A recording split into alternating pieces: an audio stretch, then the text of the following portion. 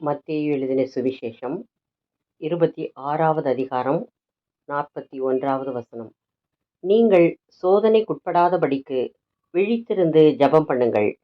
ஆவி உற்சாகமுள்ளதுதான், மாம்சமோ பலவீனம் உள்ளது என்றார். தேவன் என் பரிகாரி, என் தேவைகளை சந்திப்பவர், எனக்காக யாவையும் செய்து முடிப்பார் என்னும் விசுவாசத்தோடு வாழ்கின்றான். மேலும் தேவன் தம்முடைய கிருபையால் அவன் பலவீன நேரத்தில் அவனை பலப்படுத்துகிறார். தேவ சித்தத்தின்படி வாழ்கிறதை ஆவிக்குரிய வாழ்க்கை என்கிறதை வேதாகமத்தில் காண்கிறோம்.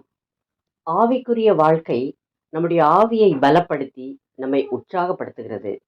நாம் தேவனுடைய கட்டளைக்கு கீழ்ப்படியாமல் சுய சித்தத்தின்படி செயல்படுகிற பொழுது அது பலவீனம் உள்ளதாயிருக்கிறது. ஆதாம் தேவனுடைய கட்டளையை மீறின போது அவனுக்கும் தேவனுக்கும் இடையே தொடர்பு இல்லாமல் போனதால் அவன் பலவீனனானான். நாம் மீண்டும் தேவனுடைய கட்டளைக்கு கீழ்ப்படிந்து பாவமில்லாமல் பரிசுத்தமாக்கப்பட்டு தேவனோடு ஐக்கியமாய் இருக்க வேண்டும் என்பதற்காக இயேசு நமக்காக சிலுவையிலே தன்னை ஒப்பு கொடுத்தார்.